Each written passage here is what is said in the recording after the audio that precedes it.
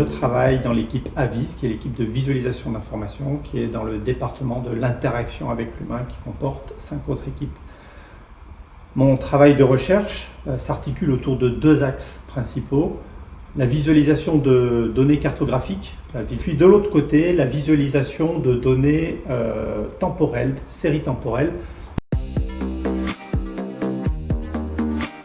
Je peux collaborer une fois avec des géologues, une fois avec des gens de STAPS, donc du sport, une fois avec des ergonomes ou avec des psychologues, enfin des gens de disciplines très différentes. Tout le monde a des données à visualiser et donc on peut être amené à travailler avec beaucoup de collègues différents. La bise et le soleil se disputaient. La galarne comptait tout le soulet, étant d'empris C'est cet atlas linguistique des langues de France qui nous a valu une certaine reconnaissance du grand public. Des collègues linguistes qui sont venus nous voir avec des données en nous disant ouais, on a ça comme données, on a ça comme besoin et on cherche quelqu'un qui pourrait visualiser des cartes avec juste un ensemble de points d'enquête, d'une très vieille enquête qui pourrait reconstruire des aires linguistiques. Et on cherche à créer des systèmes interactifs, donc des systèmes qui utilisent l'ordinateur dans toute sa puissance interactive, la souris, le clavier. J'ai beaucoup travaillé sur des tables interactives, donc des grandes surfaces interactives, des iPhones qui font plus d'1 mètre de diagonale, si vous voulez, où plusieurs utilisateurs travaillent autour.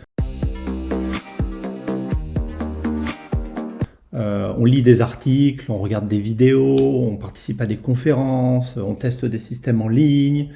On se tient au courant de ce qui se fait, de ce qui existe.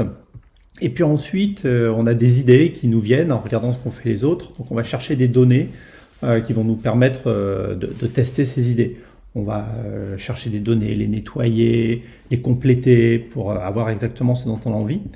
Et puis, on va ensuite programmer, coder un prototype ou aider un étudiant à le faire avec nous. Et lorsqu'on pense qu'il est au point, on met en place une expérimentation où on va tester différentes visualisations, une visualisation standard, une visualisation nouvelle. Et puis, ces campagnes d'évaluation sur plusieurs utilisateurs, sur des dizaines d'utilisateurs, va nous amener ensuite à faire des statistiques, à regarder dans quel cas le système a été plus rapide que l'autre, dans quel cas une tâche mène à plus d'erreurs qu'à une autre, etc.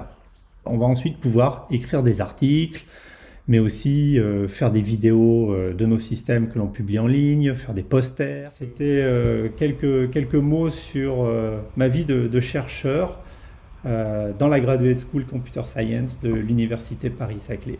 Merci beaucoup.